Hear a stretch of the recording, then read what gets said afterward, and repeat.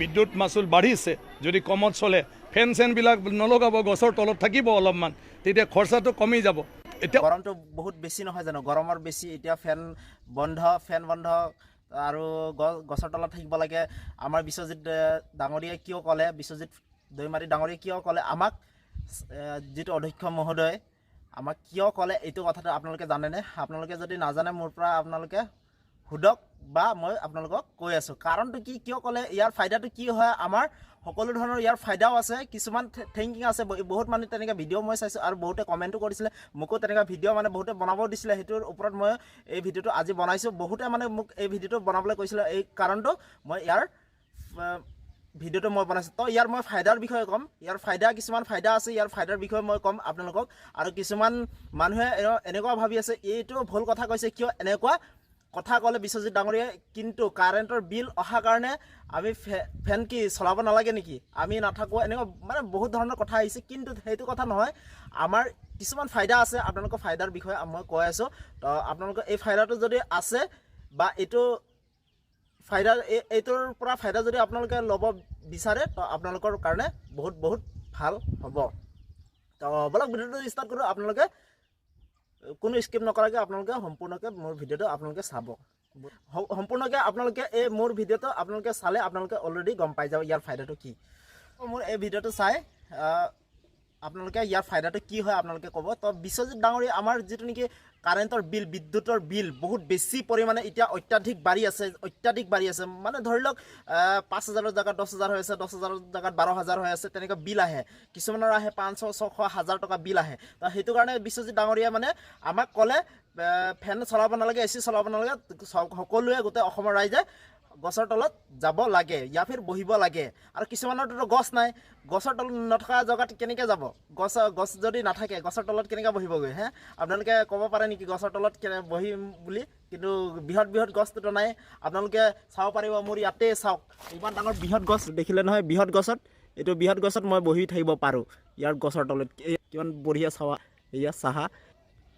তো তেনেকুৱা কিছুমানৰ ডাঙৰ বৃহৎ গছ নাথাকিব পাৰিছে, সৰু গছ থাকিব পাৰিছে। কিন্তু সেইটো কাৰণে মই ক'বলৈ বিচাৰিছোঁ, যাৰ নেকি এনেকুৱা বৃহৎ গছ নাই, তেনেকৈ সেইবিলাক মানুহে কেনেকৈ থাকিব এনেকুৱা গছত, আপোনালোকে জানে। আৰু কোনোবা সময়ত কাৰেণ্ট যদি নাথাকে, এনেকুৱা বৃহৎ গছত কেতিয়াওতো থাকিব নোৱাৰে। তো কাৰণটো সেইটোৱে, আপোনালোকে বিচনী ব্যৱহাৰ কৰক। বিশ্বজিৎ ডাঙৰীয়াই কৈছে কি বিচনী ব্যৱহাৰ কৰিবলৈ কৈছে। বিচনী আমাৰ ব্যৱহাৰ কৰিলে আমাৰ কি ফাইদা হয় আপোনালোকে গম পায়? আপোনালোকৰ ইয়াৰ ফাইদাটো কি হয় গম পাইছেনে? বিচনী যে ল'বলৈ কৈছে, ইয়াৰ ফাইদা কি হয় গম পায়নে আপোনালোকে? যিটো নেকি আমাৰ প্লাষ্টিকৰ বিচনী, আপোনালোকেতো বহুতে কৈ আছে এতিয়া বজাৰত গৈ গোটেই প্লাষ্টিকৰ বিচনী লৈ আছে। প্লাষ্টিকৰ বিচনী ল'লে অলৰেডি বিদেশত পইচাবিলাক যাব, আপোনালোকে গম পায়নে? বিদেশত পইচাবিলাক যাব, অসমৰ পইচাটো অসমত কেতিয়া নাপায়। কিন্তু আপোনালোকে যদি আজিকালি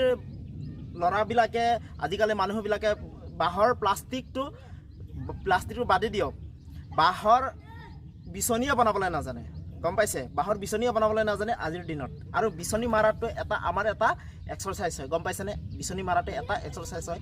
আমাৰ যিটো নেকি এক্সাৰচাইজ, এইটো বিচনী আপোনালোকে মাৰি থাকিলে ইয়াৰ যিটো বাইচেপ ট্ৰাইচেপ বুলি কয় যে, এইটো ওলাই যাব। তাৰ লগতে আমাৰ কিছুমান ৰহস্য ইয়াত আছে, আপোনালোকক কৈ আছোঁ। যদি আপোনালোকে ঝাৰু মাৰে, ৰাতিপুৱা শুই উঠি ঝাৰু যদি মাৰে, ফিৰ বিচনী মাৰে, দুটা কাৰণত আপোনালোকক ফাইদা কৈ আছোঁ। ঝাৰু মাৰাটো আমাৰ জাপানীজ টেকন'লজি, জাপানীজবিলাকৰ মতে বুঢ়া হওক বুঢ়ী হওক, বডিৰ যিটো নেকি শক্তি আছে, মানে ইয়াৰ এইটো আয়ুসটো বাঢ়ি যায়। আপোনালোকে চাব চাইন্সৰ মতে, ফিৰ জাপানীজৰ মতে, তাৰমানে ইমানটো বিশ্বাস আছে, ঝাৰু মাৰিলে ফিৰ বিচনী মাৰিলে একে কথা হৈ যায়, কিন্তু ইয়াৰ আয়ুসটো বাঢ়ি যায়। আৰু আমাৰ যিটো নেকি ব্লাড চাৰ্কুলেশ্যনটো অকণমান বাঢ়ি যায়। তাৰ লগতে হাতৰ গাঁঠি বিষ, ভৰি বিষ, গোটেইটো তাগত শক্তি সেইটো অকণমান বৃদ্ধি হয়, গম পাইছেনে? বৃদ্ধি হয়, তাগত হয়, বহুত মানে কোচ কৰিব পাৰি।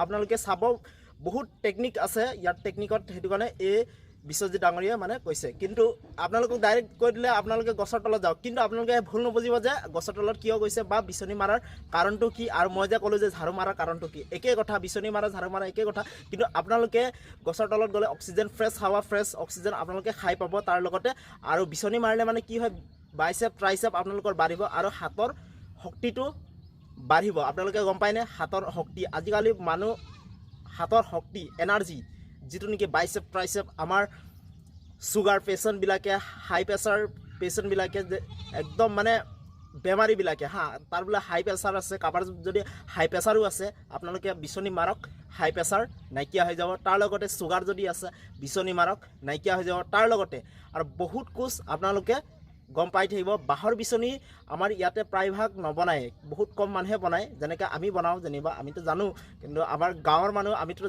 জানো ন, সেইটো কাৰণে আমি বিচনী বনাবলৈ অলৰেডি জানো। কিন্তু আমাৰ ঘৰত বাও আছে, কিন্তু মেইন ইম্পৰ্টেণ্ট বহুত মানুহৰ টাউনত তেনেকুৱাতো বাঁহ নাই। সেইটো কাৰণে বাঁহৰ বিচনী আপোনালোকে বনাবলৈ শিকক। আৰু বাঁহৰ বিচনী বনালে কি হয় মই কৈ আছোঁ, আমাৰ অসমৰ পইচা অসমতে থাকিব, বিদেশত নাযায়। প্লাষ্টিকৰ বিচনী কিনি যে মাৰি আছে সেইটো কোনো বতাহ আমেজ পোৱা নাযায়, বতাহ পোৱা নাযায়, গম পাইছেনে? কিন্তু আমাৰ বাঁহৰ বিচনী যদি বনায় আমি অৰিজিনেল বতাহটো পাওঁ আৰু শক্তিটো এটা পাওঁ হাতৰ, গম পাইছে? আৰু অসমৰ পইচা অসমতে থাকিব বাঁহৰ বিচনী বনালে। আৰু আমাৰ ইয়াৰ খেতিয়কোতো অকণমান পইচা পাব ন, সেইটোৱে মেইন ইম্পৰ্টেণ্ট। অকণমান মাথা লগাওক, উন্নতি হ'ব অসমৰ কাৰণে, গম পাইছে? যেনে জাপানিজ টেকন'লজিৰ মতে ঝাৰু মাৰাটোৰ মই বিষয়ে কৈ আছোঁ, ঝাৰু যদি মাৰে ইয়াৰ আয়ুসটো বৃদ্ধি হয়। আয়ুস যিটো নেকি আয়ুস হয় আপোনাৰ 40 বছৰ যদি মানুহটো যাব লগা থাকিলে 60 বছৰ হৈ যাব, গম পাইছেনে? কথাটো এইটো সত্য কথা, এনেকৈ ফাং কথা নহয়, সত্য কথা। যদি আপোনালোকে বিচনী या फिर ঝাৰু যদি মাৰে, গছৰ তলত যায় বহে, বহুত সুবিধা মানে অক্সিজেন, গছৰ তলত বহিলে মানে আপোনালোকে ফ্ৰেছ অক্সিজেন খাই পাব। ফেনৰ যিটো নেকি ফেনৰ হাৱা या फिर এচিৰ হাৱা, ফেনৰ হাৱা या फिर এচিৰ হাৱা, এইকেইটা কাম নাই, গম পাইছে? যিটো নেকি আপোনালোকে ডাঙৰ শকত মানুহৰ দেখি পাব, ডাঙৰ মানে চাকৰি কৰা মানুহবিলাক দেখিব या फिर মিনিষ্টাৰ মানুহবিলাক দেখিব, পেটটোহে ওলাই যাব, গাঁৱটো ডাঙৰ, কিন্তু তাহাঁতৰ হাতত শক্তি নাই, গম পাইছেনে? শক্তি নাই। কোনো এটা ৰ'দত ঘাই ৰ'দ, যেনেকুৱা এনেকুৱা ঘাই ৰ'দত এহেঁতি থাকিব নোৱাৰিব, গম পাইছেনে? অৰিজিনেল যিটো ৰ'দ সেইবিলাক ৰ'দত তাহাঁতি খাৰা হ'বলৈ নোৱাৰে।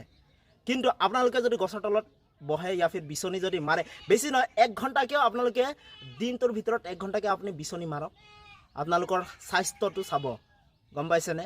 যিটো নেকি পেটৰ চৰ্বি ওলাই থাকে সেইবিলাকো সোমাই যাব, গা ট্ৰাইচেপ বাইচেপ সকলো ধৰণৰ ওলাব।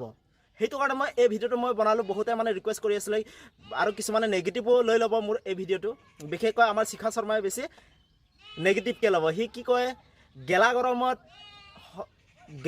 গৰমত ল'ৰা ছোৱালীবিলাকে স্কুলত যায় আৰু গেলা গৰমত ক্লাছ কৰে, কি বিধানসভাৰ সদস্যবিলাকে কি এচিত যে বহে, সেইবিলাক এচি বন্ধ কৰক, কাৰণটো সেইটোৱে।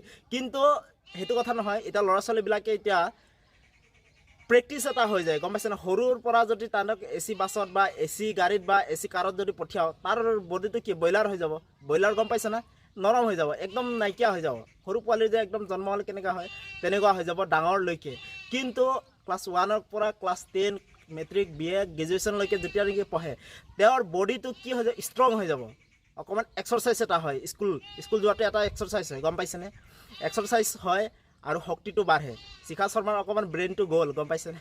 কিন্তু সি আৰু এনেকুৱা কথা কৈছে, হস্পিটেলত গেলা গৰমত ৰোগীয়ে এচি লাগে। আৰে এচি লাগে, আপুনি কি ব্ৰেইন নেকি? ব্ৰেইনটো অকণমান কাম নাই। আপুনি চাওক, মই যদি এটা অপাৰেশ্যন কৰা মানুহ এজনক যদি মই এচি বা या फिर ফেনত হাৱা যদি খুৱাই ৰাখোঁ, সেই মানুহটো কেনেকৈ হ'ব আপোনালোকে কওকচোন, সেইটো কথা কওক। এটা মানুহ এজনৰ জ্বৰ হৈ আছে या फिर বেজি দি চেলাইন দি ৰাখি থৈ দিছে, তাক যদি মই ফেনৰ হাৱা দিওঁ या फिर এচি যদি ৰখাই থৈ দিওঁ या फिर এচিত যদি লগাই, কেনেকুৱা হ'ব সেই মানুহটো গ'ল, বৰফ হৈ যাব মানুহটো, গম পাইছে? মৰি চেচ, লগালগ মৃত্যু হ'ব, গম পায়? অকণমান ব্ৰেইন লগাব শিখা শৰ্মা বাইদেউ, গম পাইছেনে? বহুত কথা আছে ইয়াত, গম পাইছেনে? শিখা শৰ্মা বাইদেউ আপুনি চাওক, হস্পিটেলত আপুনি ফেন লগাবলৈ কয়, এচি লগাবলৈ কৈছে, কিন্তু গেলা গৰমত থাকে বেমাৰীবিলাকে। কিন্তু সেইটো কথা নহয়, বেমাৰী এজনক যদি তাৰ ছিষ্টেমে এনেকুৱা বনাই দিছে হস্পিটেলত, বেমাৰী এজনক যদি আপুনি ফেন যদি দিবলৈ যায় या फिर এচি দিবলৈ যায়, সেই বেমাৰীটো মৃত্যু লগালগ হৈ যাব, গম পাইছে? বৰফ হৈ চব ঠাণ্ডা হৈ চব লগালগ চাফা, গম পাইছে? আৰু অপাৰেশ্যন কৰা মানুহ এজনক যদি তেনেকৈ কৰিবলৈ যায় আৰু চেচ, গম পাইছে? অকণমান ব্ৰেইনটো লগাব, গম পালে? আৰু স্কুল ষ্টুডেণ্টবিলাকে গৰমত পঢ়িবই লাগে, গৰমত যাবই লাগে, তেতিয়াহে তাহাঁতে শিকিব পাৰিব, ষ্ট্ৰং হ'ব, গম পাইছে? অকণমান ব্ৰেইনবিলাক লগাব। আৰু বিধানসভাৰ সদস্য মিনিষ্টাৰবিলাকৰ কথা বেলেগ, তাহাঁতিতো AC লগাবই, ফেন লগাবই, কিয় তাহাঁতি গোটেই অসমৰ হুকে কাৰণে তাহাঁতি চলাই আছে ন, গম পাইছে, অকণমান ব্ৰেইনটো ঠাণ্ডা কৰিবলৈ লগাবই। কিন্তু মেইন ইম্পৰ্টেণ্টটো কি হয়, আপুনি কথাবিলাক কিছুমান বুজি নাপায়, বুজি মেলি চাই মেলি অকণমান কথাবিলাক ক'ব, গম পাইছেনে। তো বিচনী আৰু ঝাৰু মাৰাৰ গছত থকাৰ তাৰ ফাইদাবিলাক আপোনালোকক ক'লোঁ। আৰু যদি তেনেকুৱা যদি আপোনালোকে ফ'ল' কৰে, গছত থাকিলে কি হয়, গছৰ তলত থাকিলে মানে কি হয়, গছৰ তলত থাকিলে মানে আপোনালোকৰ এটাই ভাল, আপোনালোকৰ ফ্ৰেছ অক্সিজেনটো আপোনালোকে পাব। আৰু তাৰ লগতে বিচনী মাৰিলে কি ফাইদা হয় আপোনালোকক ক'লোঁ। বিচনী মাৰিলে আপোনালোকৰ বাইচেপ ট্ৰাইচেপ বাঢ়িব, তাৰ হাতৰ শক্তিটো আহিব। আৰু আপোনালোকৰ বাঁহৰ বিচনীৰ আপোনালোকৰ অসমৰ পইচা অসমতে থাকিব। অসমে মানুহে যদি নিজে বাঁহ বেতৰ বিচনী বনায়, বেচে, কিনা, আমাৰ অসমৰ পইচা অসমতে থাকিব, বিদেশত নাযায়। যিটো নেকি আপোনালোকে প্লাষ্টিকৰ বিচনী কিনি বিদেশত দি আছে, আমাৰ অসমৰ কাৰণে উন্নতি হ'ব, গম পাইছে। তাৰপিছত বহুত কথা। আৰু ঝাৰু মাৰাৰ কথাটো আপোনালোকে ক'লোৱে, আয়ুসটো আপোনালোকৰ বাঢ়িব, গম পাইছে। বিচনী মাৰা আৰু ঝাৰু মাৰা একেই কথা হৈ যায়, আয়ুসটো অকণমান বাঢ়ি যায়। যিটো নেকি আপোনাৰ 10 বছৰ থাকে, 20 বছৰ আপোনাৰ বাঢ়ি যাব, 30 বছৰ থাকিলে 40 বছৰ বাঢ়ি যাব। এইটো মই কোৱা কথা নহয়, জাপানীজৰ মতে, গম পাইছেনে। জাপানীজ টেকন'লজিৰ মতে এইটোতো সত্য কথা, কেলৈ ময়ো নিজে প্ৰুফ পাইছোঁ, প্ৰমাণ পাইছোঁ, গম পাইছে। সেইটো কাৰণে মই ক'লোঁ। তো মোৰ ভিডিঅ'টো বেছি দীঘল নকৰোঁ, ইমানেই আছিলে।